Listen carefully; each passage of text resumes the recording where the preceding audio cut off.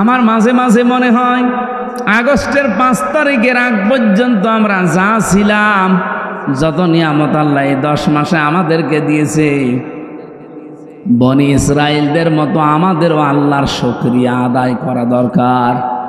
ওরা করে নাই, ওরা ধ্বংস হয়ে গেছে। এখনো পর্যন্ত ওরা ধ্বংসের তালিকায় আছে। এই যে ইহুদি যারা মুসা নবীর উম্মত বলে যাদের দাবি করে, এই ইসরাইল, এরা ধ্বংস হবে হয় আজ আর কাল। কারণ অভিশপ্ত এরা আল্লাহ নিজে তাদের ওপরে লানত করে বরদোয়া দিয়েছে। বলেন নাউজুবিল্লাহ। আমাদের উচিত সত্যকে সত্য জানার পরে যারা আজ মেনে নিতে রাজি না, শুধু গা গু করেন, শুধু মোড়া মারেন, এদিক ওদিকে চলে যান, প্রতিদিন আপনি নিজে নিজের ওপরে বরদোয়া দিচ্ছেন 17 বার। কয়বার? কোনটা? গায়রিল মাগদুবি আলাইহিম ওয়ালাদ-দাল্লিন, এটা বরদোয়া। প্রতিদিন আপনি বরদোয়া দিচ্ছেন রব্বুল আলামিন তাদের পথে আমাদেরকে চালাবে না, যারা মাগদুব, যারা দল্লিন, যারা গজব প্রাপ্ত এবং পথভ্রষ্ট। এ প্রথম নাম্বারে ইহুদি, 2 নাম্বারে খ্রিস্টান। সুতরাং নিজের প্রতি নিজে বরদোয়া হবে তখন। ইহুদি আর খ্রিস্টানরা সত্যকে সত্য জানার পরও ওরা মানে নাই। আমাদের নবী সত্য, ওরা ইনজিলে পড়েছে, ওরা তাওরাতে পড়েছে, তারপরও জানার পরও মানে নাই, হিংসা করে আর অহংকার করে। আজ বাংলাদেশে বহু ইহুদি আর খ্রিস্টানদের ঠিক ওই রকম চরিত্রের মানুষই আছে। সত্যকে সত্য জানার পরেও যারা মানতে চায় না, গ্রহণ করতে চায় না, তারা নিজেরাই নিজেদের ওপরে নামাজে দাঁড়ালেই বরদোয়া দেয়। আশা করছি আপনি কথা বুঝেছেন। এই জন্যে আমার মূল কথা হচ্ছে, বিশ্বনবী নিজে এত বড় চরিত্রের অধিকারী। তিনি 23 বছর কোরআন ছাড়া চেষ্টা চালিয়েছেন, রাজনীতি করেছেন, এর আগে কিচ্ছু হয়নি। কিন্তু কোরআনে কারিম দিয়ে যখন আরম্ভ করেছে, এমন এমন মানুষ তৈরি হয়েছে, কিয়ামত পর্যন্ত ওই রকম মানুষ আর মনে হয় হবে না। হবে না, ওমরের মতো মানুষ তামাম দুনিয়া মিলে আর বানাতে পারবেন না। তিনি রাষ্ট্রপ্রধান হওয়ার পরও প্রতিদিন 5টা করে ভালো কাজ করতেন। 5টা ভালো কাজ মানে প্রতি রাত্রে তিনি 5 বার করে সুবহানাল্লাহ পড়তেন, আর 2 রাকাত করে নামাজ পড়তেন, আর 1 খতম করে কোরআন শরীফ পড়ে দিলেই হয়ে গেল নাকি? আমরা তো ভালো কাজ এগুলোই মনে করি না। এটা ভালো কাজ শুধু না, ভালো কাজ হযরত ওমর যেটা করতেন, প্রতিদিন অন্তত 5টা পরিবারের খবর এলাকার ভেতরে তিনি নিতেন।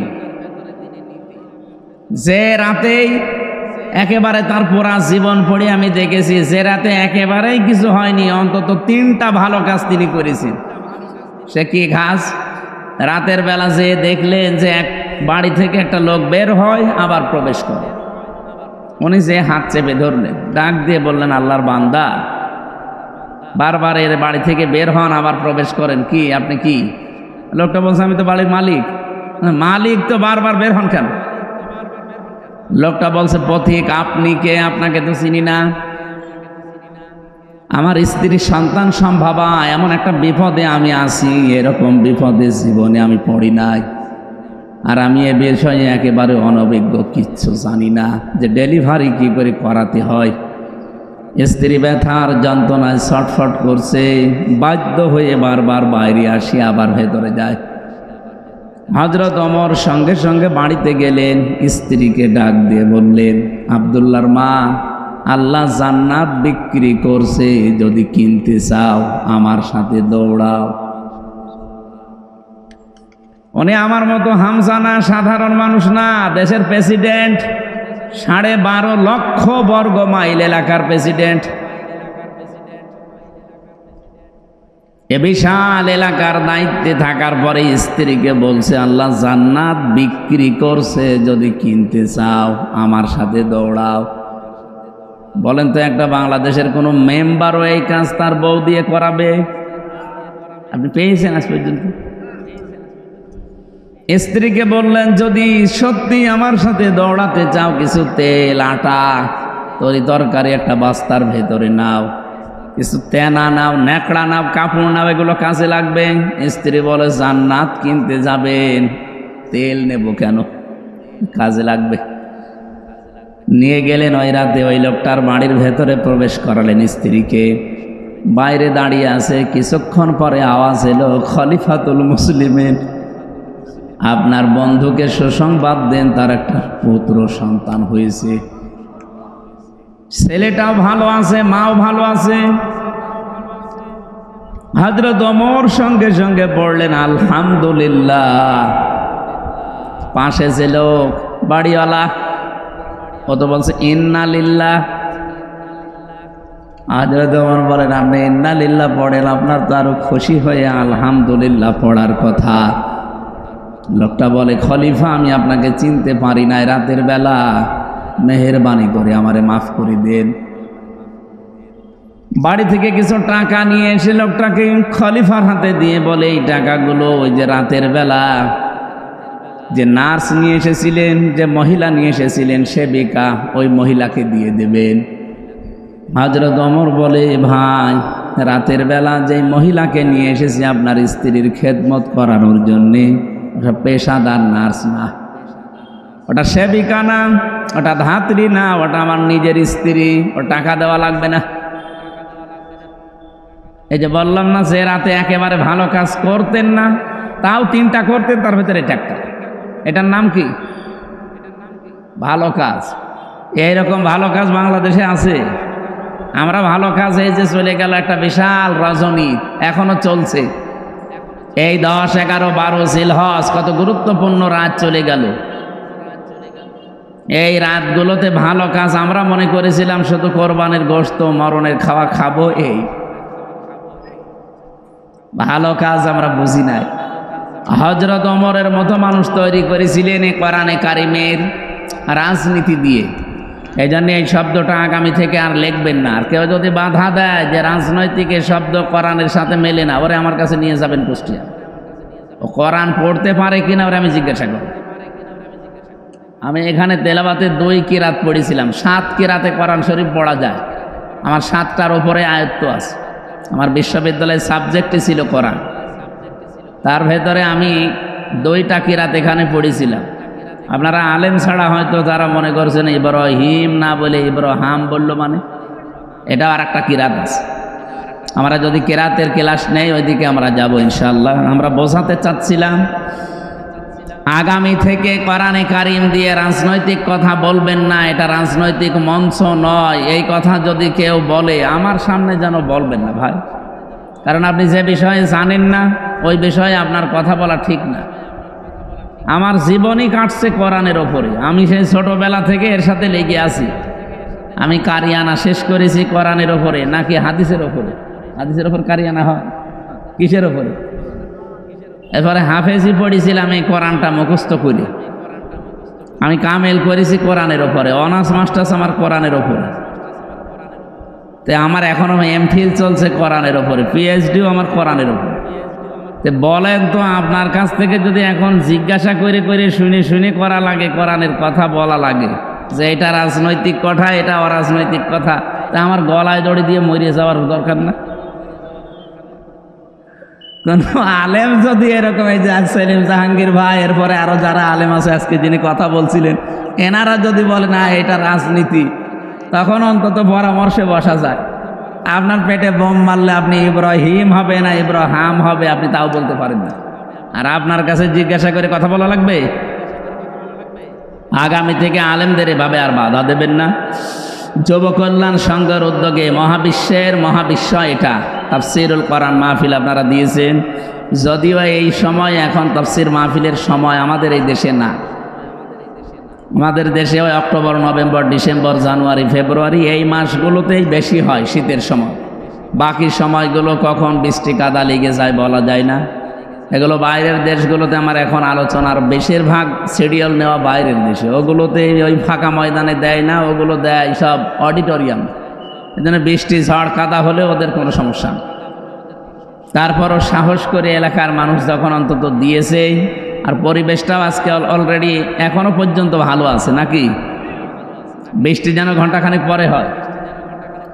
আমরা কোরআনে কারিম থেকে কিছু গুরুত্বপূর্ণ কথা আজকে, আমি বলেছিলাম না আগস্টের 5 তারিখের আগে আর এই 10 মাস আমি আজকের আয়াত দিয়ে মিলাবো ইনশাআল্লাহ। আল্লাহ যেন সহজ সরল ভাষায় বোঝানোর তৌফিক দেন।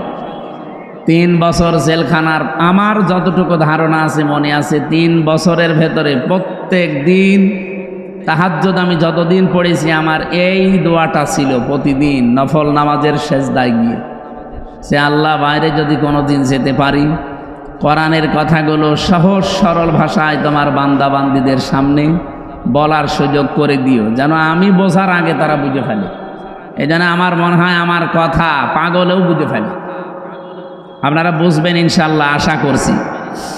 আজকের মাহফিলের সম্মানিত সভাপতি জনাব জাফর ইকবাল, আতালাল্লাহু উমরাহু ওয়া বারাকাল্লাহু ফি হায়াতি, আমিন। এতক্ষণ যিনি আলোচনা রাখলেন সেই খুলনা থেকে এসেছেন বিশিষ্ট ইসলামিক চিন্তাবিদ মাওলানা আসাদুজ্জামান আসাদ। আলোচনা রেখেছেন সম্মিলনী ডিগ্রি কলেজ মনিরামপুর যশোর বিশিষ্ট ইসলামিক চিন্তাবিদ মাওলানা সেলিম জাহাঙ্গীর, আতালাল্লাহু উমরাহু ওয়া বারাকাল্লাহু ফি হায়াতি।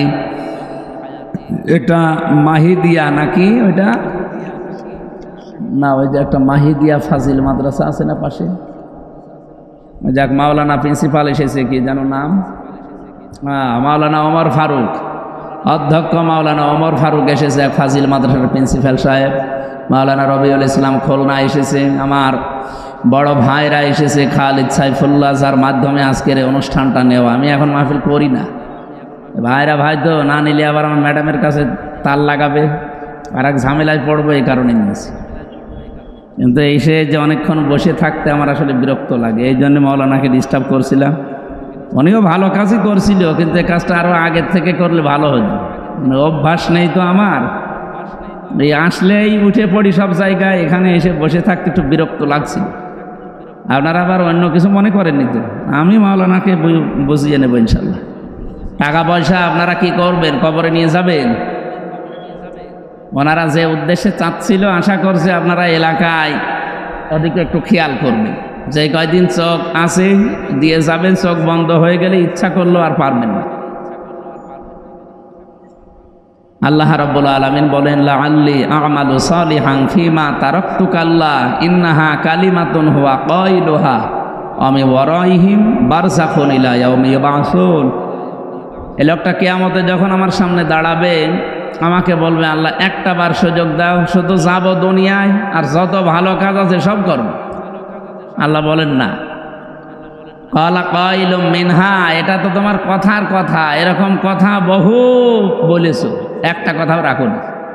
সুতরাং এরকম কথার কথা আমি আর শুনতে চাই না, আর পাঠানো হবে না।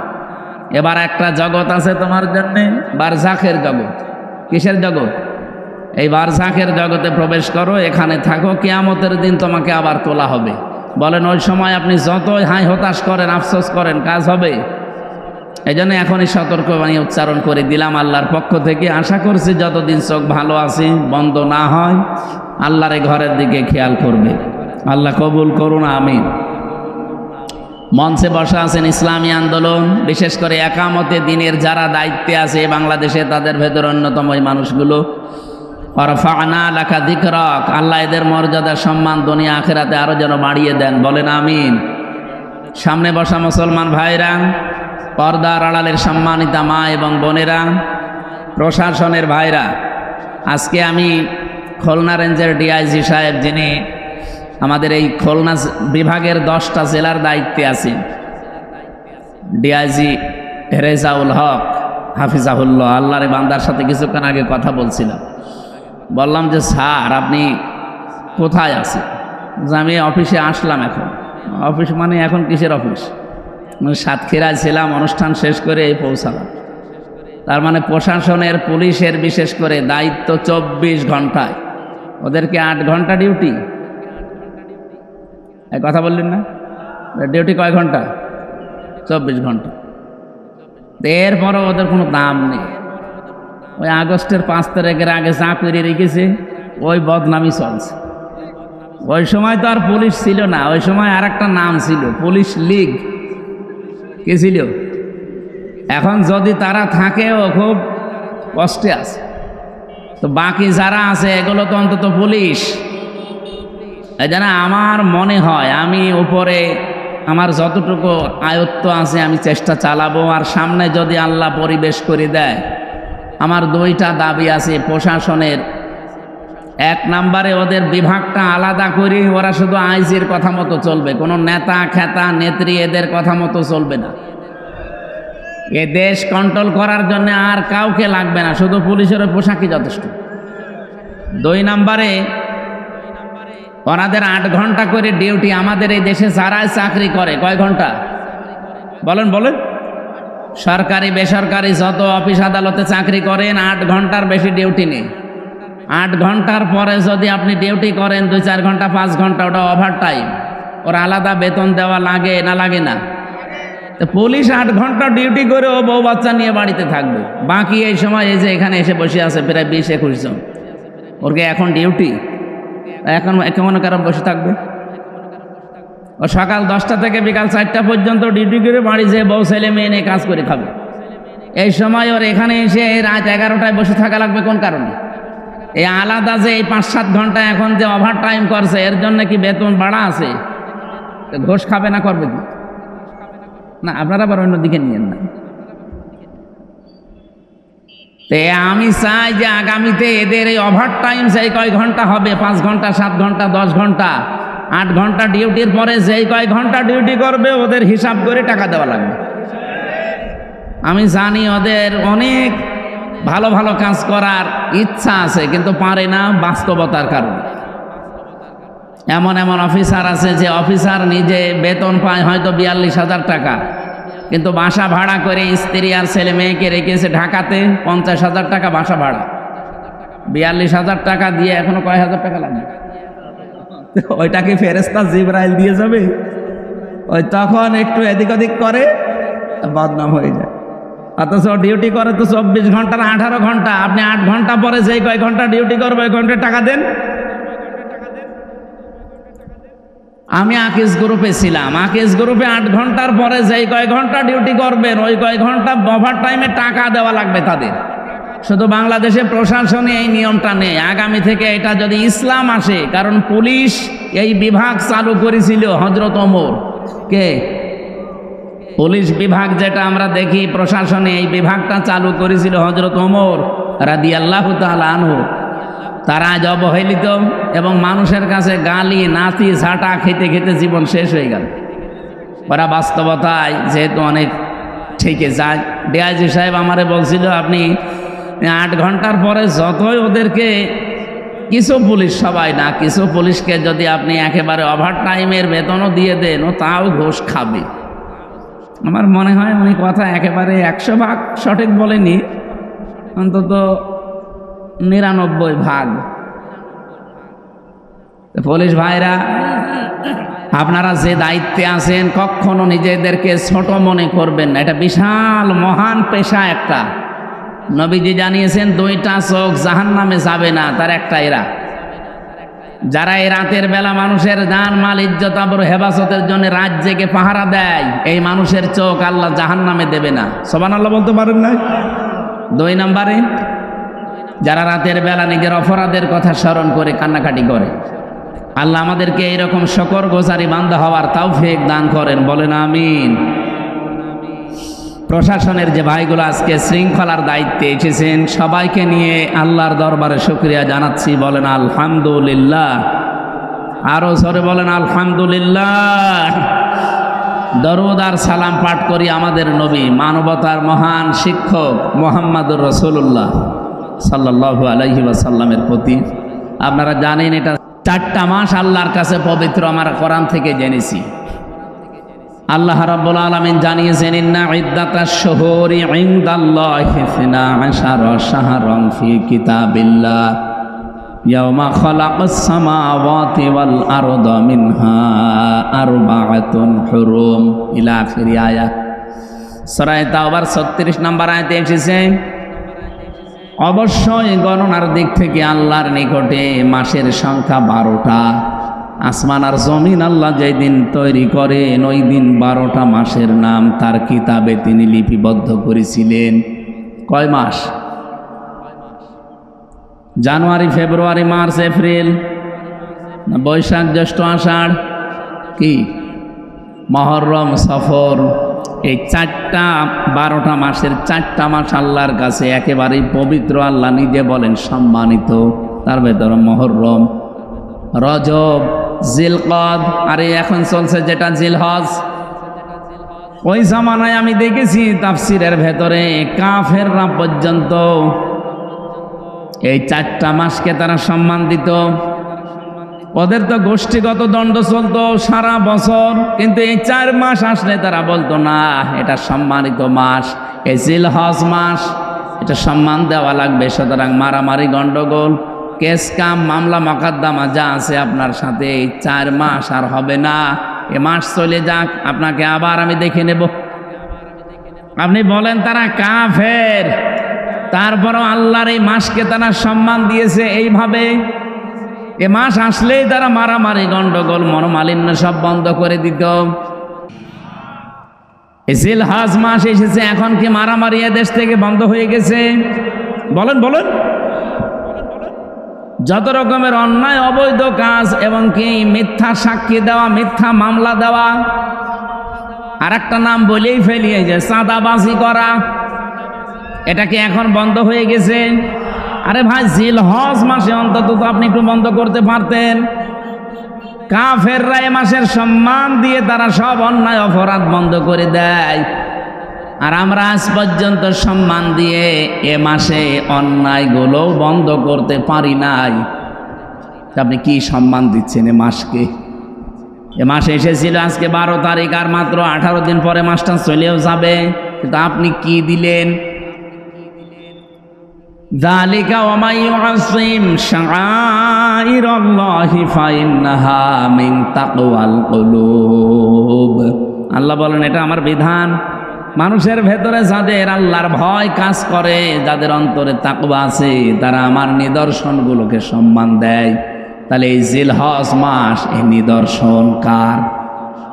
এই মাসের সম্মানে 18 দিনে আপনারা আরম্ভ করবেন। যাদের সাথে মামলা মোকদ্দমা চলছে বলবেন ভাই থাক, এ মাসে বন্ধ, আবার এই মাস চলে গেলে দরকার হয় যদি করা লাগে আবার আরম্ভ করব। পারবেন না বলতে?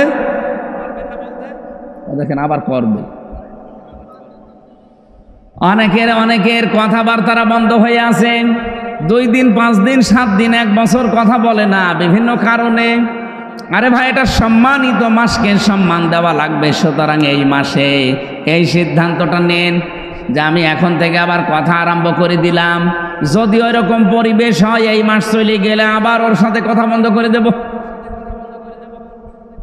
এই আমলটা আজকে থেকে আরম্ভ করবেন। যারা কথা বন্ধ করে দিয়েছেন দুনিয়ার কোনো কারণে, হ্যাঁ আখেরাতের কোনো কারণ, ওটা আলাদা, কিন্তু দুনিয়ার সাথে রিলেটেড কোনো বিষয় এর কারণে যদি আপনি সম্পর্ক নষ্ট করে কথা বন্ধ করে দেন, মুরগিতে ধান খেয়েছে এই জন্য কথা বলে না, এরকম মানুষ নেই? এরকম কোনো বিষয়ে যদি আপনি কথা বন্ধ করে 3 দিনের ভেতরে মারা যান, আপনি বেঈমান হয়ে মরবেন। 3 দিন কথা না, 10 দিন, 15 দিন, 1 মাস কথা বন্ধ হয়ে আছে, এরকম মানুষ এখানে বসে আছে। কথা বলেন না কেন? এরকম মানুষ একজন হাত তোলেন তো। 3 দিনের বেশি কথা বন্ধ হয়ে আছে অন্যের সাথে, হাত তোলেন তো। আপনার কি আপনার কি সমস্যা? কি এদিকে তাকান।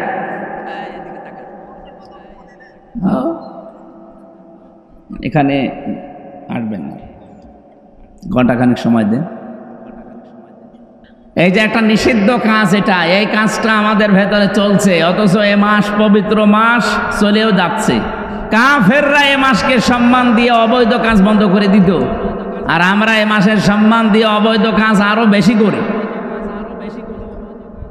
নবীজির হাদিস হচ্ছে মানিদ দাআ আন আবি যাররিন রাদিয়াল্লাহু তাআলা আনহু قال قال النبي صلى الله عليه وسلم মানিদ দাআ মা লাইসা লাহু ফালাইসা মিন্না ওয়ালিয়াতাবাওয়া মাকআদাহু মিনান নার।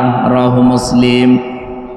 বিশ্বনবী জানিয়েছেন, কোন ব্যক্তি যদি এমন জিনিসের দাবি নিজে করে যে জিনিসের মালিক সে না, আমি আল্লাহর নবী বললাম 2টা ক্ষতি তার জীবনে হবে। 1 নম্বরে ফালাইসা মিন্না, ওই দিন থেকে ও আমার উম্মত আর নেই। এদিকে তাকান। দুই নম্বরে বলে ইয়াতাবাওয়া মাকআদাহু মিনান নার, সে যেন জাহান্নামে নিজের একটা স্থান তৈরি করে নিল।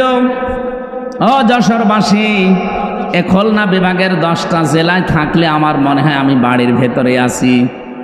বাড়ির লোককে যেভাবে আমি ভালোবাসি, পছন্দ করি, আপনাদের এই 10টা জেলার মানুষও আমার কাছে ওই রকমই।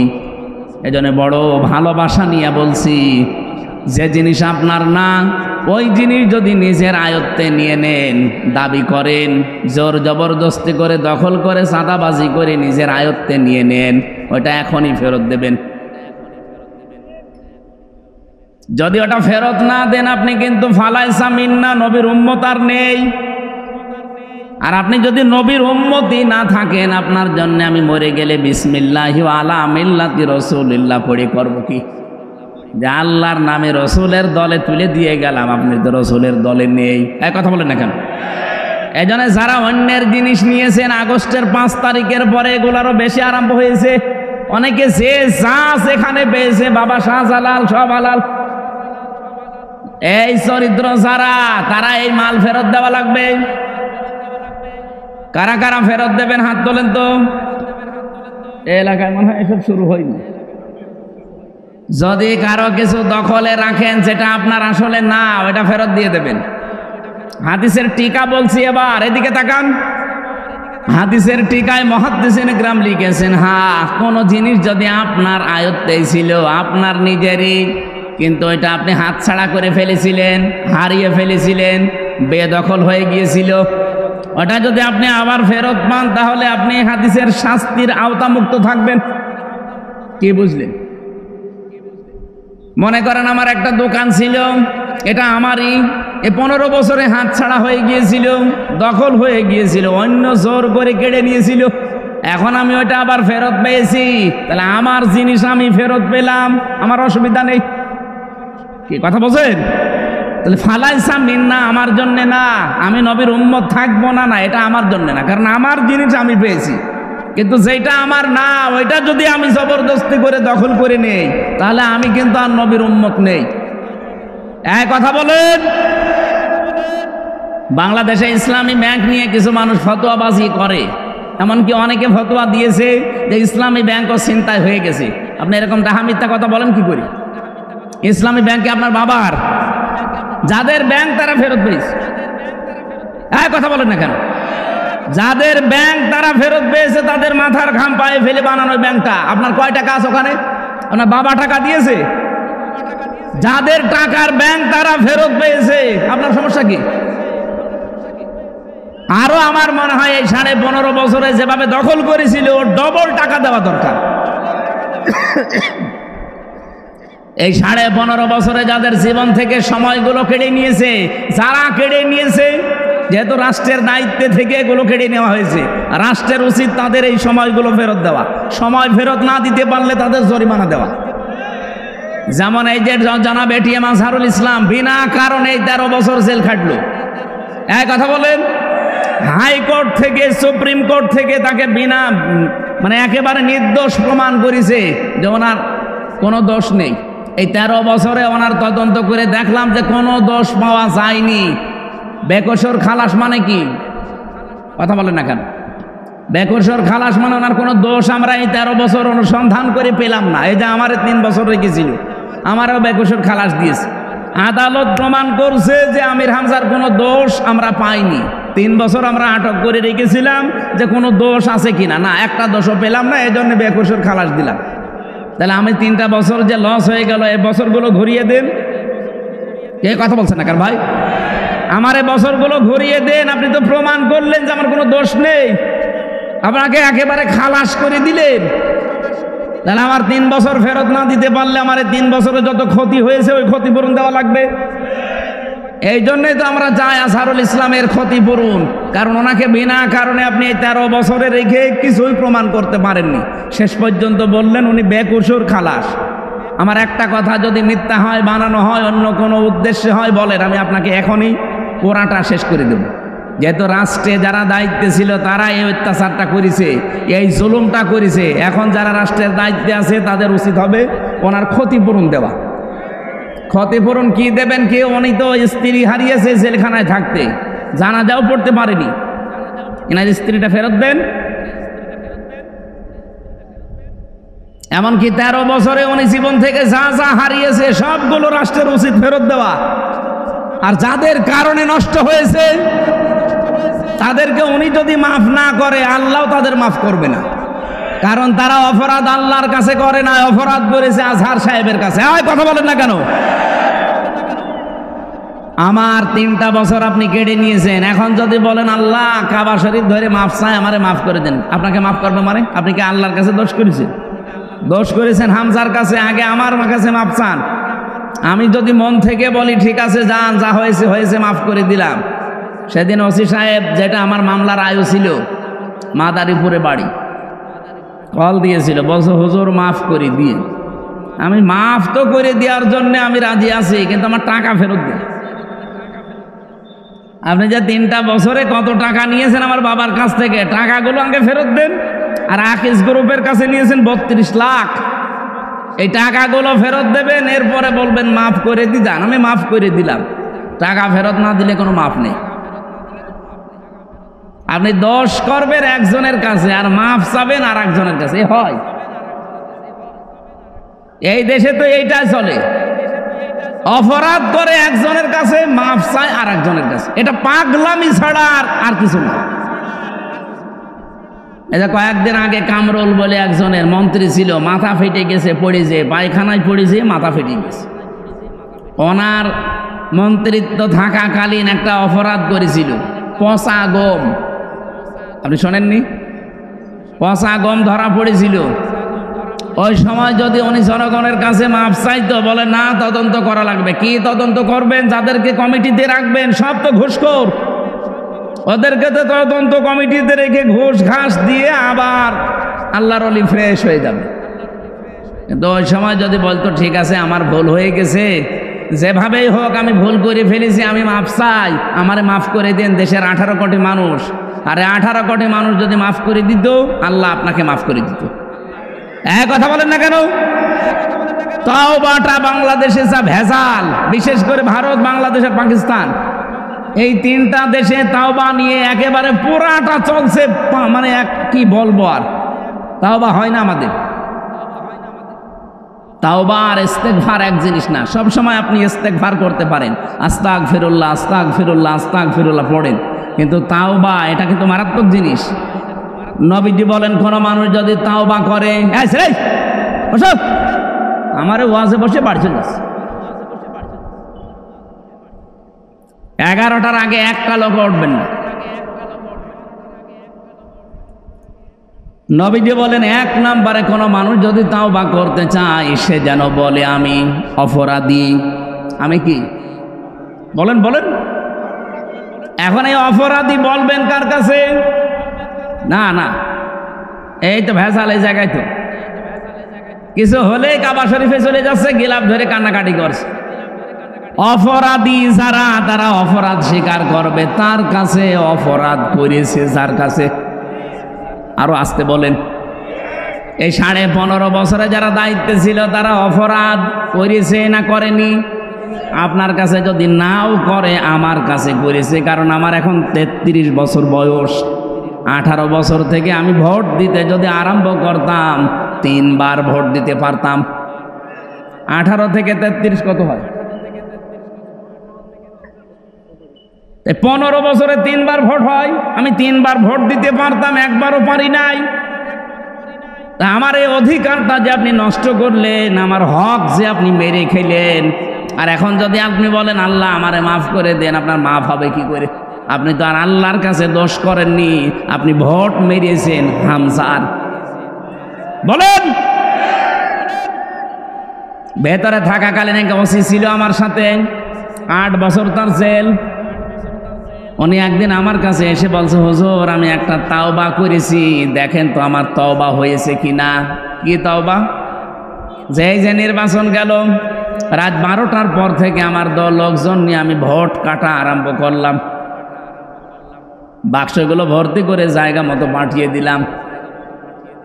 ফজরের আজান হওয়ার পরে আমরা সবাই ওযু করলাম, গোসল করলাম, পাক পবিত্র হয়ে 2 রাকাত তাওবার নামাজ পড়লাম।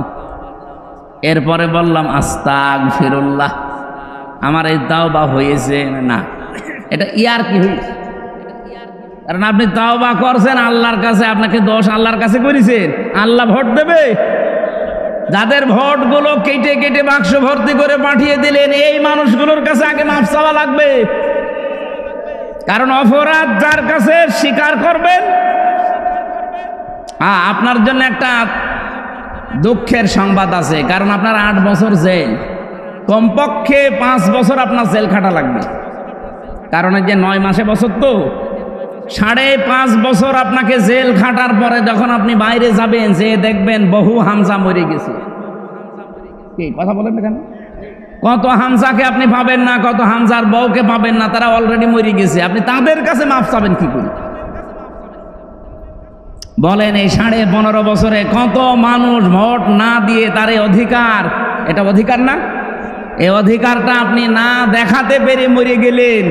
যারা এই অবৈধভাবে ক্ষমতায় ছিলেন, এটা তো অবৈধভাবেই থাকা, কারণ আমি নিজে বলছি আমারটা আপনি নেননি, আপনি অবৈধ। আরে অবৈধভাবে থাকার কারণে আপনি অবৈধ সুখ পেয়েছেন না পাননি? একটা এমপির আন্ডারে যত কিছু বাজেট হয়, আমি যতটুকু লেখাপড়া করছি বাংলাদেশ সম্পর্কে, আমি যা দেখছি, এগুলো যদি সঠিকভাবে ব্যয় করা হয়, একেবারে বন্যার পানির মতো জোয়ারে ভেসে যাবে। কিন্তু শয়তানরা তো ব্যয় করে না। 25-26টা হাত বদল হতে হতে যদি 3 কোটি টাকা বাজেট হয়, 300 টাকার কাজ হয়, বাকিগুলো সব আল্লাহর ওলিরা খেয়ে ফেলে। কয়েকদিন আগে আমি মালয়েশিয়া ছিলাম। ওখানে যেই দেশে যাই, মালয়েশিয়া, সিঙ্গাপুর, থাইল্যান্ড, ইন্দোনেশিয়া, এই যে বাহরাইন, সবগুলো দেশে আমি ঘুরলাম। ওরা মাহফিলে নিয়ে যায়। যে দেশে যায় আগে আমার তোলে হোটেলে। হোটেলে ওই তো প্রায় 20 তলা, 30 তলা, 40 তলা হোটেল। লিফট দিয়ে নিচে নেমে আসি, মেহমান খানা সেখানে ওই যে নিচে বসে আছে। ওখানে যে একটু চা নাস্তা করবো, দেখি আল্লাহর ওলি বসে আছে। কি আপনি এখানে কেন? হুজুর আমি আগেই পালিয়েছি। কবে? বলে 3 তারিখে। আমি জানতাম যে দেশের অবস্থা ভালো না, এই জন্য আগেই পালিয়েছি। পালিয়ে থাকেন কোথায়? এই যে 8 মাস 9 মাস হয়ে গেল, কোথায় থাকেন? এই হোটেলে। আপনি যেন কাউকে বলবেন না। আজ 8-9 মাস আছি, খুব কষ্ট করে, বাইরে যেতে পারি না। আপনি বাইরে যেতে পারেন না কেন? আপনার তো 620টা বাড়ি শুনেছি। কত? 620টা বাড়ি তার। একজন মন্ত্রী ছিল, চট্টগ্রামে বাড়ি, থাকতে পারে না। ওই দেশেও তার বাড়ি আছে, সাহেব পাড়া বানিয়েছে, কিন্তু তালা লাগানো। আমাকে যে নিয়ে গিয়েছিল বলছে, দেখুন হুজুর সাহেব পাড়া, এটা সব তালা লাগানো, থাকে না, সব হোটেলে থাকে। আমি বললাম যে আপনি যান না কেন বাড়িতে? বলে বাড়ি যেয়ে মার খাবো। বাংলাদেশের 20 লাখ বাঙালি এখানে কাজ করে, যদি আমারে দেখে পিটিয়ে ভর্তা বানিয়ে ফেলবে। বাইরে যাব, খুব কষ্ট করে আসি এখানে। আমারে শেষে বলছো হুজুর দোয়া করেন। হট, কিসের দোয়া? আপনার জন্য দোয়া আসবে আমার? আপনি দেশটা ফোকলা করে ফেলেছেন, আর এখন দোয়া চাচ্ছেন আমার কাছে।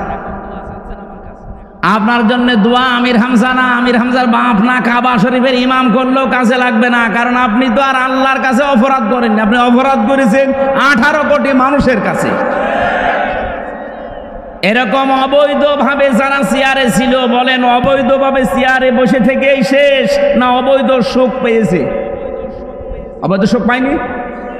আমি একটা আয়াত বলছি, দেখেন তো কোনোদিন পড়েছেন কিনা? ফাইন্না মাআল উসরি ইসরা, ইন্না মাআল উসরি ইসরা। পড়েছেন? কোনোদিন চিন্তা করেছেন আয়াত নিয়ে? আল্লাহ পাক বলেন ফাইন্না মাআল উসরি ইসরা। এবার একটু তাকান, উসরনের আগে আল্লাহ নির্দিষ্ট করে দিলেন এটা মারিফা, কিন্তু ইসরার আগে আলিফ লাম দেয়নি, এটা অনির্দিষ্ট নাকেরা। আমি আয়াতটা পড়ার পরে এই যে জেলখানায় যে চিন্তা করলাম, কারণ 3টা বছর ধরে আমরা তালাবদ্ধভাবে এক ঘরের ভেতরে ফাঁসির কন্ডেম সেলের ভেতরে রেখেছিল, কোনো কাজ নেই, কাম নেই। কোনো আয়াত পেলেই ভাবতাম যে দেখি এখান থেকে তথ্য বের করা যায় কিনা। চিন্তা করলাম আল্লাহ উসরনের আগে আলিফ লাম দিয়ে নির্দিষ্ট করলেন, পরের শব্দ ইসরার আগে দিলেন না কেন? আবার এর আগে আল্লাহ মা দিয়েছেন, এর আগে আবার ইন্না দিয়েছেন। যারা এখানে আরবি গ্রামার বোঝে ওনাদের জিজ্ঞাসা করেন, ইন্না শব্দটা আল্লাহ গ্যারান্টি দেওয়ার জন্য ব্যবহার করে। মার পরে উসরুন, ইসরা। আমি শব্দের দিকে খেয়াল করে মিলিয়ে দেখি, হ্যাঁ এটা তাফসিরে ফি জিলালিল কোরআনের টিকা, এই ব্যাখ্যাটা উনি হালকা দিয়েছেন সাইয়্যিদ কুতুব রহমতুল্লাহ আলাইহি। উনি বলেন, কোন মানুষ যদি পৃথিবীতে একটা কষ্ট সহ্য করে, কয়টা বলেন বলেন, একটা কষ্ট যদি কোনো মানুষ দুনিয়ায় সহ্য করে, আর ওই কষ্টটা যদি হয় তিনটা কারণে, এটা ফি জিলালিল কোরআনে পাবেন টিকায়। একটা কষ্ট আপনি যদি দুনিয়াতে সহ্য করতে পারেন, আর ওই কষ্টটা যদি হয় তিনটা কারণে, তাহলে একটা কষ্টের জন্য ইসরা, যেহেতু মারেফা না, এটা নাকেরা, আল্লাহ কমপক্ষে 10 থেকে 70টা শান্তি, সুখ, কল্যাণ, সহজ বিষয় আপনাকে দুনিয়া আখিরাতে দান করবে। আপনি বুঝেছেন কিনা আমি জানি না। আপনি যদি কষ্ট পেয়ে থাকেন কয় কারণে বলেন বলেন। কষ্ট পেলে আপনি সুখ পাবেন তা না। কষ্ট তো হাতিনাও পেয়েছে, কি পাইনি? যাওয়ার দিন কি কান্না দেখেছি?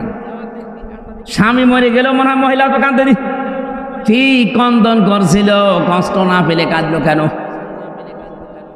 তার এই কষ্টের কান্নাটা কিন্তু তিনটা কারণের একটা কারণও আমি পাইনি। 1 নম্বরে আপনি যদি কষ্ট পেয়ে থাকেন দুনিয়ায় আল্লাহর জন্যে, কার জন্যে বলেন বলেন? 2 নম্বরে রাসূলুল্লাহর জন্যে, 3 নম্বরে মানবতার জন্যে। এই বাংলাদেশে এই 54 বছর বাদ দিলাম 15 বছরে আপনি হিসাব করেন, বহু মানুষ আল্লাহর জন্যে তারা চাকরি হারিয়েছে, আল্লাহর জন্য তারা চেয়ার থেকে উপরের চেয়ারে উঠতে পারে নাই। ও যদি আল্লাহর পথ, রাসূলুল্লাহর পথ বাদ দিয়ে অন্য কোনো পথে চলতো, ও চেয়ারে খালি উঠতেই থাকতো। এরকম বহু মানুষ উঠেছে না ওঠে নাই? বলেন না কেন? যারা এই যে কষ্ট পেলেন এই 3 কারণে, আল্লাহর জন্য, রাসূলুল্লাহর জন্য, মানবতার জন্য, একটা কষ্টের সুখ পাবেন কয়টা? 70টা। বলেন বলেন, আরো জোরে বলুন। সিস্টেমের পরের আয়াতে দেখেন, যেহেতু আল্লাহ রিপিট করেছেন, ইন্না মাআল উসরি ইসরা। মা মানে কিন্তু পরে না, মা মানে কি? সঙ্গে, সাথে। আল্লাহ বলেন, কোন মানুষ যদি একটা কষ্ট দুনিয়ায় সহ্য করে, কমপক্ষে তার সাথে সঙ্গে 70টা সুখ, শান্তি, কল্যাণ, স্বস্তি, নিরাপত্তা আমার আল্লাহ রেডি করে রেখেছেন। বলেন সুবহানাল্লাহ। এবার আমি আরেকটা ব্যাখ্যা বলছি, একটু তাকান। কোন মানুষ যদি দুনিয়াতে একটা সুখ ভোগ করে, আর ওই সুখটা যদি হয় অবৈধ সুখ, একটা সুখের কারণে কমপক্ষে 70টা দুঃখ তাকে ভোগ করা লাগবে। এই 15 বছরে যারা সুখ ভোগ করেছেন, কমপক্ষে মনে করেন 50টা।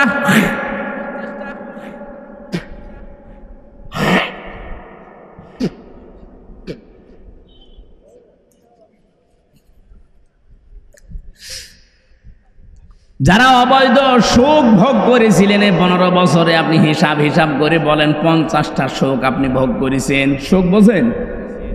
সুখ বোঝেন না? এই সুখগুলো যারা ভোগ করলেন 50টা, এক একটা সুখে যদি 70টা করে অশান্তি আপনি ভোগ করতে, আল্লাহ তো আপনাকে দেবেই, কারণ মা আছে। আপনি হিসাব করে বলেন তো 50টা সুখে দুঃখ হবে কয়টা? 3,500। কিসের 350? 3,500। হ্যাঁ, শূন্যটা কম হয়ে গেছে। 3,500 দুঃখ, কষ্ট, অশান্তি, অপমান, অপদস্থ হবেন। এরপরে আপনার অন্য কিছু। হাসিনা যে সফল হতে পারে না এই 10 মাসে, এই কারণে ও কিন্তু 28 বার কমপক্ষে তৈরি করেছে ষড়যন্ত্র। এই 10 মাসে একবারও সফল হতে পারেনি, কারণ যত অবৈধ সুখ ভোগ করেছে, এক একটা অবৈধ সুখের জন্যে অন্তত 50টাও যদি সুখ পায়, 50টা না 50,000 পেয়েছে, কি মসে থাকতো? মাওলানা মামুনুল হক আর আমির হামজা এই দুইজনের লাল দাগ দিয়েছিল যে এদের যেন জামিন না হয়। বলেন সুবহানাল্লাহ। 3টা বছর মামলাটা 28 বার তুলেছে। সিএমএম কোর্ট, জজ কোর্ট, হাইকোর্ট মিলে 28 বার না। অথচ এই মামলা আগস্টের 5 তারিখের পরে শুধু তুলতে দেন, মামলা জামিন না পুরা খারিজ করে দিয়েছে। আমি খাস কামরায় গিয়েছিলাম জজের, যে বললাম মাননীয় জজ সাহেব, আপনি 3 বছর তো আপনার কাছে মামলা ছিল, তখন তো আপনি কিছু বললেন না, আর আজকে বলছেন যে এই মামলায় তো কোনো মাল ম্যাটারেস নেই, কি দিয়ে বিচার করবো, যা খারিজ করে দিলাম। আগে কি মাল ছিল এই 3 বছর? না হুজুর। না হুজুর মানে তখন জামিন দিলে তো আমার 3 বছর জেলে থাকা লাগে না। হুজুর কিছু করার নেই, আমার হাত বাঁধা আছে। কি ছিল? 1628 জন মানুষ বাংলাদেশে দায়িত্বে আছে, এখনো আছে। শুধু ওই মহিলাটার হাত শুধু খোলা ছিল, তাছাড়া বাকি এই দেশের 1627 জন মানুষের হাত সব বাঁধা ছিল। ও কাওয়া কাকুরও হাত বাঁধা ছিল। ও কাওয়া কাকে কা করতো, ও যদি একটু ডান থেকে বামে যায় ও কাওয়ার গোষ্ঠীও শেষ করে দিত। যেই কয়েকজন ছিল আমি তো দেখেছি সবগুলোর হাত বাঁধা, কেউ কিছু পারবে না, সব আল্লাহর ওলি বলি দেবে তার। আমরা চাই আগামীতে এই দেশ যারাই নেবেন, কে নেবেন আমরা জানি না, যারাই নেবেন 1628 জন মানুষ দায়িত্বে থাকবে। কারো হাত যেন এভাবে বাঁধা না থাকে, সবার হাত থাকবে আবু সাইদের মতো খোলা। এটা চান কারা কারা দেখি? লিল্লাহি তাকবীর।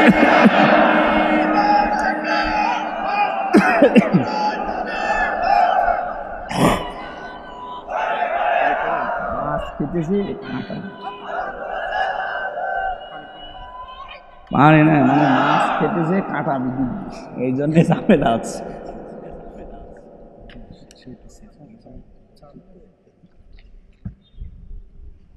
এই আর কয় মিনিট সময় দেবেন বলেন তো? আমার এখন মাহফিল কম তো, 2-5 ঘন্টা অসুবিধা, কিন্তু আপনাদেরকে যে উদ্দেশ্যে এরা নিয়ে এসেছে, এই মাহফিলটা আজকে ছিল আমার চৌগাছা বাজারে। ওখানে আল্লাহর ওলিরা কি করেছে আমি জানি না, এই আমার ভাইয়ের সাথে চাকরি করে, এনে কিভাবে কায়দা করে এখানে নিয়েছে আমি জানিও না। আজকে দুপুরবেলা জানলাম যে মাহফিল আমার এখানে। আমি তো সেই কুষ্টিয়া থেকে আসার সময় মনে করছি যে আমার চৌগাছা মাহফিল, তো চৌগাছা আসার পাশে এখানে না, আরো দূরে কোথায়, মনিরামপুর।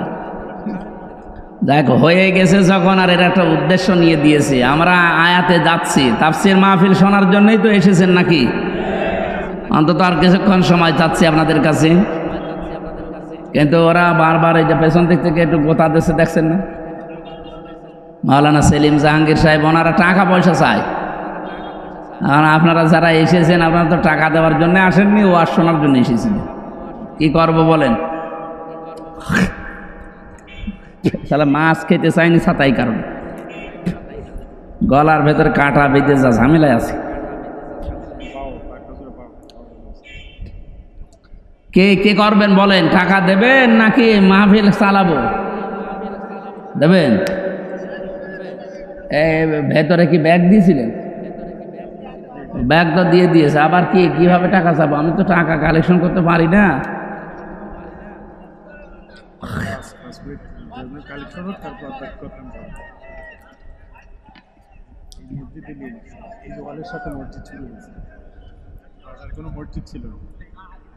এখানে একটা বাজার আছে, শুনলাম এই বাজারে কোনো মসজিদ ছিল না, মসজিদ বানানোর চেষ্টায় আছে। কোরআনে কারিম এবং হাদিসের ভাষা আমি যতটুকু বুঝি, মান বানা লিল্লাহি মাসজিদান বানাল্লাহু লাহু বাইতান ফিল জান্নাহ। এটুকু তাকান, একবারে পুরা 2 তলা 3 তলা মসজিদ করে দেওয়া লাগবে, এইটা হাদিস না। হাদিস হচ্ছে মান বানা লিল্লাহি মাসজিদান, যে ব্যক্তি একটা মসজিদ বানাবে। মসজিদ মানে কি? একটা সেজদার জায়গা, একটা টাইলসের জায়গা, এটাও একটা মসজিদ।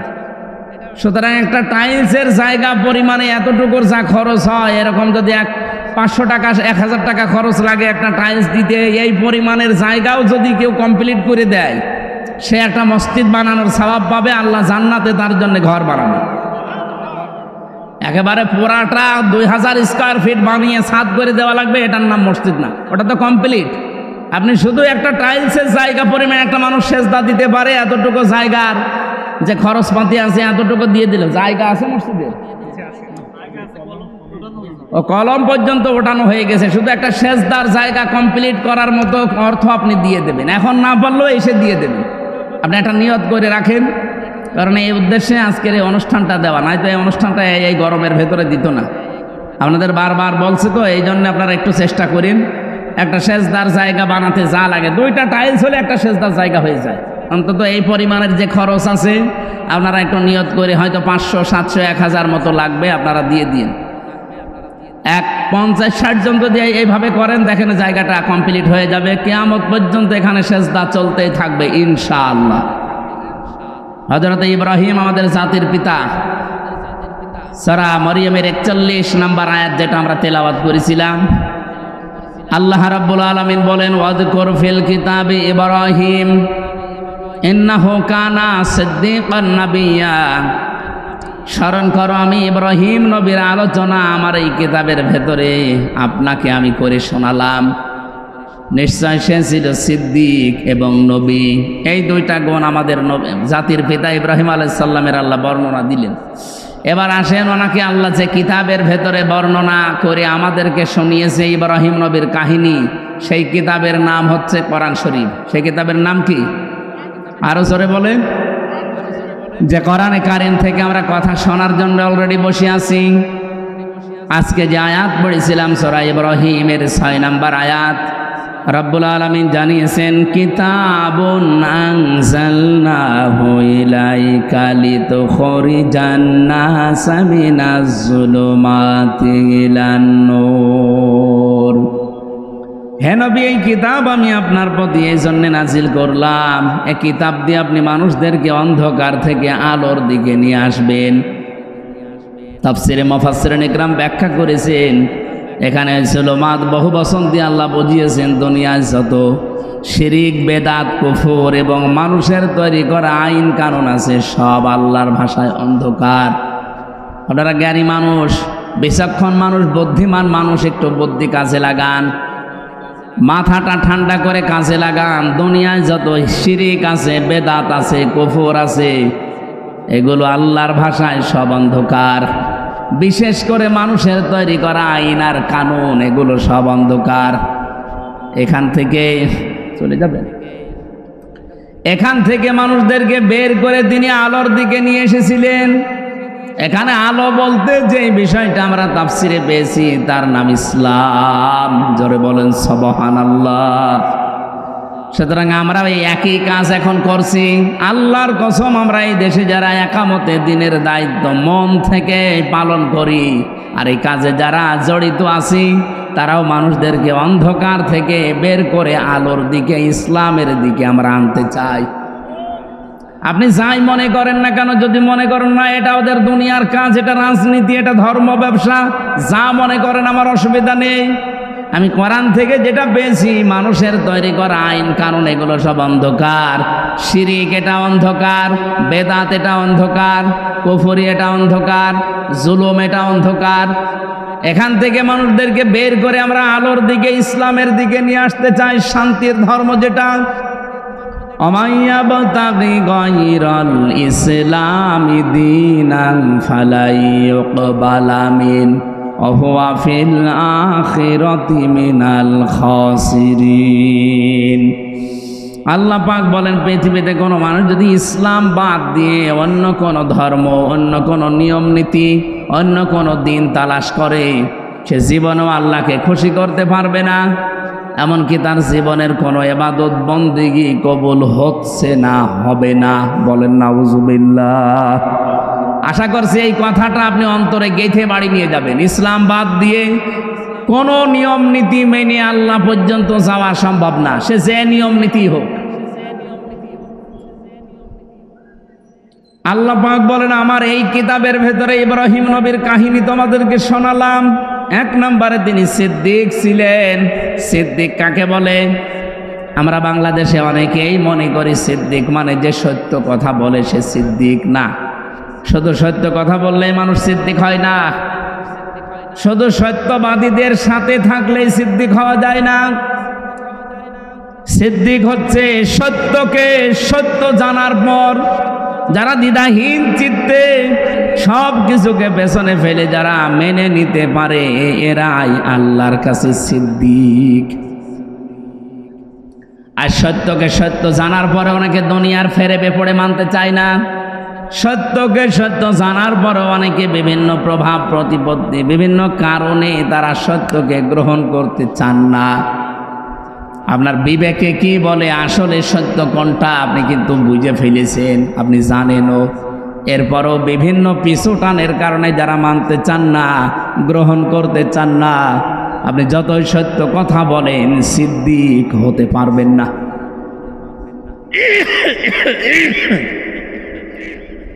হযরত আবু বকরও আমাদের মতোই মানুষ ছিলেন।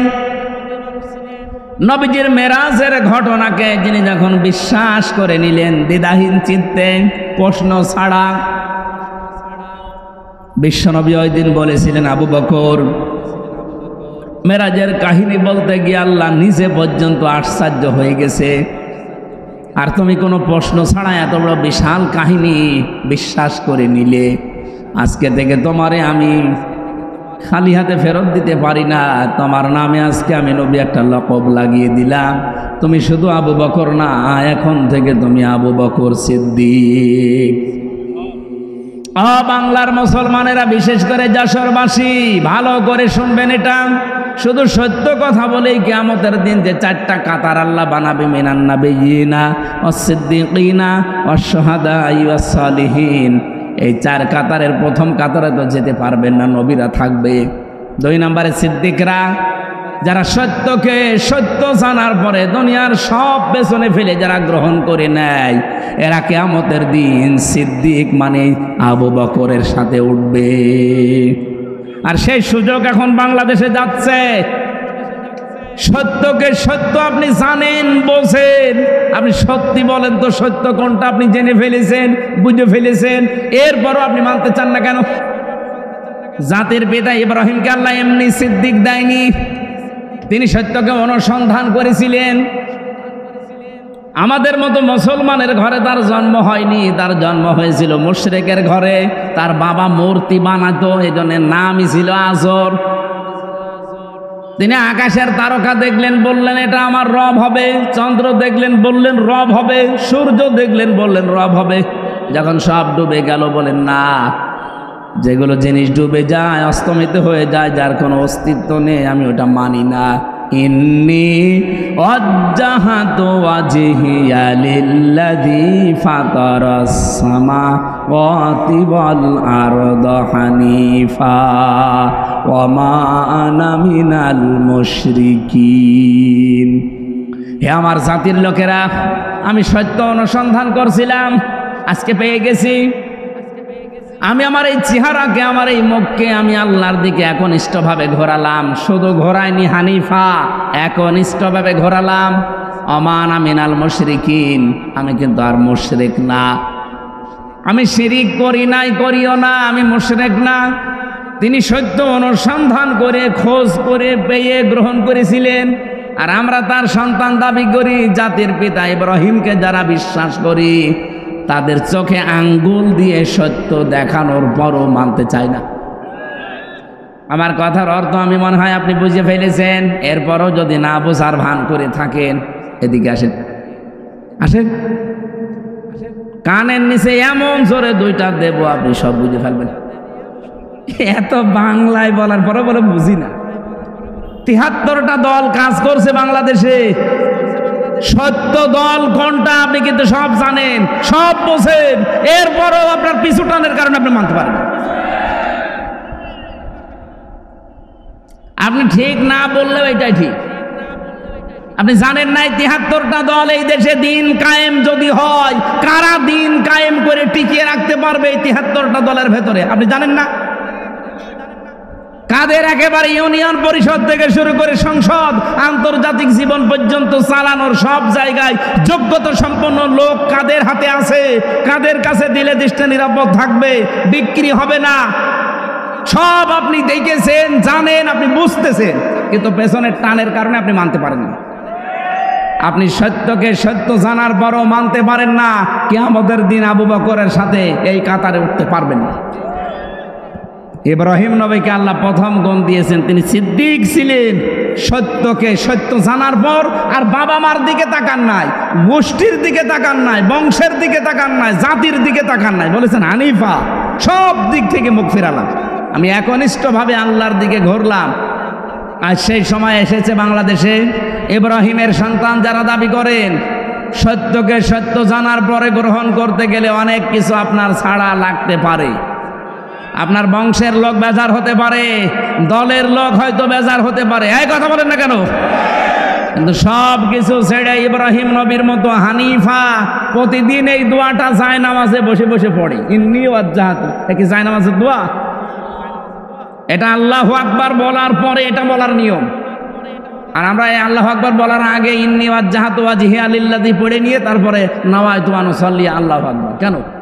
এটার নিয়ম হচ্ছে আল্লাহু আকবার বলবেন, এরপরে আপনি দাঁড়িয়ে বলবেন ইন্নী ওয়াজ্জাহাতু ওয়াজহিয়া লিল্লাযী, আমি সব দিক থেকে মুখ ঘোরালাম, আসমান আর জমিন যিনি উদ্ভাবক, আমি তার দিকে মুখ ঘুরিয়েছি একনিষ্ঠভাবে। আমি জানি আমার এই মুখ ঘোরানোতে অনেকে বেজার হবে, আমার পরিবার হয়তো মানবে না, আমার বংশের লোকরা উল্টাপাল্টা কথা বলবে, এতদিন যেই মতে ছিলাম পথে ছিলাম তারা দেখতে পারবে না, না পারুক। আমার বাবা ইব্রাহিম যেভাবে ঘুরেছে আমিও ঘুরলাম। কিয়ামতের দিন আমি এই সিদ্দিকদের কাতারে উঠতে চাই। উঠতে চান না? এটা কি অত সহজ যত সহজে বললাম? আমার দ্বারা অত সহজ না, আমার হামজার দ্বারা অত সহজ না, এটা অনেক কঠিন বিষয়।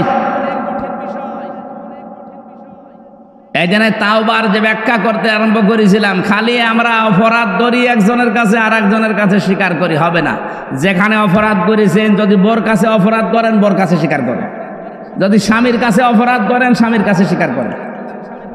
2 নম্বরে কি? অনশোচনা করা, অনতপ্ত হওয়া।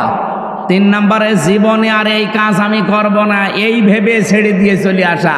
এই 3টা যখন মানুষ মানবে এটার নাম তাওবা। আর তাওবা করলে কি হয়? ফাউলাইকা ইউবাদদিলুল্লাহু সাইয়্যাতিহিম হাসানাত। শুধু গোনা মাফ না, পুরা জীবনে যত গোনা ছিল সব আল্লাহ ফাঁকা করে দেয়, ওই ফাঁকা জায়গাটা আল্লাহ নেকি দিয়ে ভরাট করে দেয়। তো এই তাওবা এমনি এমনি হবে? এখন সেই সুযোগ চলছে, আশা করছি আপনি এই তাওবা করবেন। এতদিন যাই করেছেন, যার কাছে যে অপরাধ করেছেন, যদি সুযোগ থাকে তার কাছে যে স্বীকার করে নেবেন, মাপ চাবেন। 2 নম্বরে মনে মনে অনুশোচনা করবেন, অনুতপ্ত হবেন। 3 নম্বরে জীবনে আর এরকম পথে এই রাস্তায় আমি আর আসবো না, এরকম দৃঢ় সিদ্ধান্ত নিয়ে যারা থাকতে পারে ওদের পেছনের অপরাধ আল্লাহ আর রাখে না, পুরাটা পাল্টিয়ে নেকি দিয়ে ভরাট করে দেয়। যারা এই যে পরকীয়া প্রেমে আছেন, নিজের বউ বাদ দিয়ে অন্যের সাথে লাইন করেন, বা নিজের স্বামী বাদ দিয়ে অন্যের সাথে লাইনই আছেন, এখন তওবা করা লাগবে। এই মুহূর্তে এরকম অবৈধ নাম্বার যাদের আছে, নাম্বারগুলো ডিলিট করে দেন। কারা কারা করবেন হাত তোলেন তো দেখি। এই এলাকায় তো এসব 2 নম্বর কাজ নেই, আলহামদুলিল্লাহ। যদি কেউ এরকম 2-1 জন থেকে থাকেন, নাম্বার ডিলিট করে দেন আর অনুশোচনা করেন, অনুতপ্ত হবেন, রাতের বেলা একা একা কাঁদবেন। 3 নম্বরে বলবেন জীবনে আর এরকম এই নাপাক রাস্তায় আমি আর যাব না। কারা কারা পারবেন এই সিদ্ধান্ত নিতে হাত তোলেন। চালাক আছে তো, এটা তো গাজী অ্যাডভোকেট এনামুল হকের এলাকা না? উনি তো উকিল মানুষ, খুব চালাক। আপনারাও এরকম চালাক, আপনারা হাত তুলতে রাজি না। বাংলাদেশে যতগুলো মানুষ, আমার মনে হয় যতগুলো মানুষ এই দেশে লেখাপড়া জানা মানুষ, যারা এমপিতে দাঁড়িয়েছে সারা বাংলাদেশ মিলে, সে যে দল থেকে, যদি আপনি 100 জনের তালিকা করেন, এই 300 এমপির ভেতরে অ্যাডভোকেট গাজী এনামুল হক, তার ভেতরে অন্তত 100 জনের ভেতরে 1 জন এরকম একটা যোগ্য মানুষ এই জেলায় এবং কি এই থানায় বাড়িও না, এই মনিরামপুরের সন্তান। আল্লাহ রাব্বুল আলামিন সে তাকে যদি ওই জায়গা পর্যন্ত পৌঁছিয়ে দেন আপনাদের মাধ্যমে, যেহেতু আইন বিশেষজ্ঞ, সারা জীবন আইনের ব্যবসা করছে, আইন সংক্রান্ত বিষয়গুলো তার ভালো তো আয়ত্ত আছে, সে কাজ করতে পারবে এবং সে সুযোগ আল্লাহ যেন আপনাদের মাধ্যমে তারে করে দেন, বলেন আমিন। সম্মানিত ভাইরা, আমরা 2 নাম্বার গুণ পেয়েছিলাম নবী ইব্রাহিমের। তিনি শুধু সিদ্দিক ছিলেন না, তিনি নবী ছিলেন। কি ছিলেন? নবী মানে কি? নবী শব্দটা নাবা থেকে এসেছে। নাবা শব্দের বাংলা অর্থ হচ্ছে সংবাদ। এই যে সংবাদ পড়ে না, সংবাদ আপনি ইংরেজিতে লেখেন তো দেখেন কি হয়, নিউজ। কি হয়? NEWS। আমার মনে হচ্ছে এই শব্দটা আমি একটু মিলিয়ে দেখেছি, এই নিউজের ভেতরে তামাম দুনিয়া আল্লাহ সবের ভেতরে ঢুকিয়েছেন। এন দিয়ে আপনি যদি নর্থ ধরেন, ই দিয়ে ধরি ইস্ট ধরেন, ডাব্লু দিয়ে ওয়েস্ট ধরেন, এস দিয়ে সাউথ ধরেন, তাহলে আর কোনো জায়গা বাকি আছে? পূর্ব পশ্চিম উত্তর দক্ষিণ চারিদিকে আমার আল্লাহ যত খবর আছে সব খবর ইব্রাহিম আলাইহিস সালাম এরকম নবী যত আল্লাহ পাঠিয়েছিলেন সবার কাছে আল্লাহ দিয়েছিলেন। ওয়াকাযালিকা নুরি ইব্রাহিমা মালাকুতাস সামাওয়াতি ওয়াল আরদ ওয়ালিয়াকুনা মিনাল মুকিনিন। আল্লাহ বলেন এইভাবে করে আমার ইব্রাহিমকে আমি আসমান আর জমিনের মালাকত মানে রাজত্ব, রাজ্য কিভাবে চালানো লাগে এই সিস্টেমগুলো আমি আল্লাহ তাকে দেখিয়েছিলাম, আর সে দৃঢ় বিশ্বাসীদের অন্তর্ভুক্ত। সুতরাং এমন একজন জাতির পিতা আমরা পেয়েছি। আল্লাহ পাক যত খবর, যত সংবাদ, যত নিউজ সব আল্লাহ তাকে দিয়ে দুনিয়ায় পাঠিয়েছিলেন। এজন্য তার পুরা জীবন আমি পড়ে দেখেছি। 50টা পরীক্ষা আল্লাহ তার পুরা জীবনে নিয়েছেন। তার ঈমান সম্পর্কে পরীক্ষা পেয়েছি পুরা কোরআনে আমি 10টা, আমল সম্পর্কে পেয়েছি 30টা, আর পুরা শরীরের এই 3.5 হাত বডির ভেতরে পেয়েছি 10টা। এই 50টা পরীক্ষা পুরা কোরআনের ভেতরে আল্লাহ দিয়েছেন। জাতির পিতা আমাদের, যিনি কোনোদিন একটা পরীক্ষায়ও ফেল করেননি। আমাদের উচিত